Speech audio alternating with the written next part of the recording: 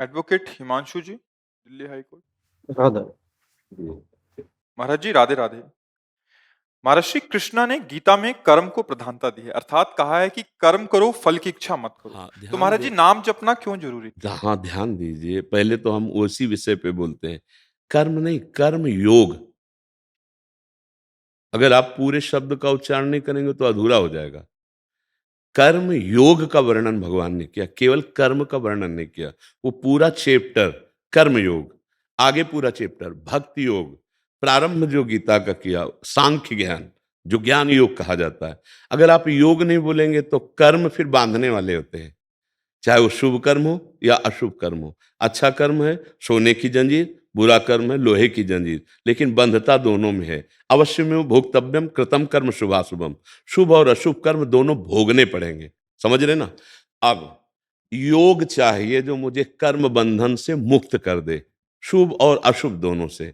तो गीता जी बहुत थोड़ा पढ़ोगे तो समझ में नहीं आएगी, और आगे बढ़ो तो उसमें कहते हैं तेसाम सतत युक्ता नाम भजताम प्रीतिपूर्वकम ददामि बुद्धि योगम तम ये न मामुपयांति ते।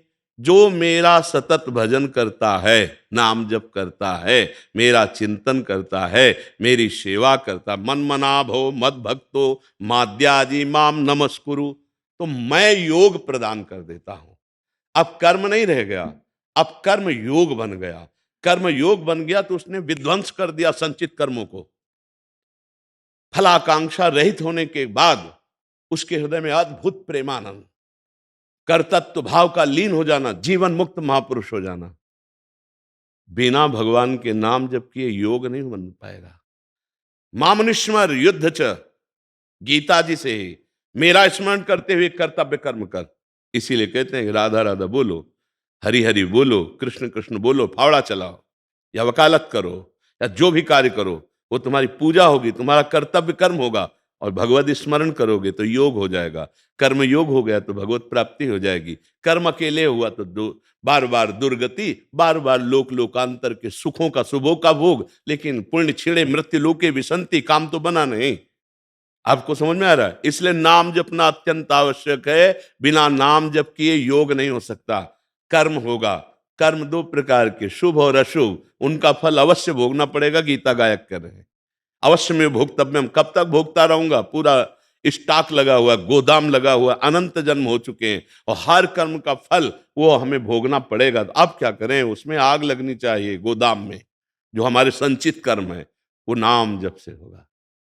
जो क्रियमाण है, हमारी बुद्धि शुद्ध हो कि हम कौन से कर्म करें जिससे हमारा मंगल होगा, वो बुद्धि नाम जप से होगी। इसीलिए कहते हैं नाम जप करो। बहुत शोध के बोलते हैं, ऐसा थोड़ी मनमानी बोलते हैं। बहुत शोध के, हर शास्त्र का, हर संत महापुरुष का जो अनुभव है उनका संग करके तब ये बोलते हैं। ऐसे नहीं कि हम वो केवल भावुकता में बोलते हैं। नहीं, हम भावुकता वाले पुरुष नहीं हैं। भगवान शंकर ज्ञान समुद्र हैं, बचपन से उन्हीं की गुरुवई में पले हैं। तो इसलिए बहुत शोध करके यहाँ कोई भी बात मिलेगी तो केवल कोई भावुकता की नहीं होगी कि अंधविश्वास में बोलते चले जा रहे। नहीं, जिसका स्वाद नहीं लिया वो बात नहीं तुम्हें बोलेंगे, और जिसका स्वाद लिया तो छाती ठोक के कहते ऐसा करो, और तुम्हें स्वाद ना जाए तो मुझे बता देना। ठीक समझ में आ रहा है जी?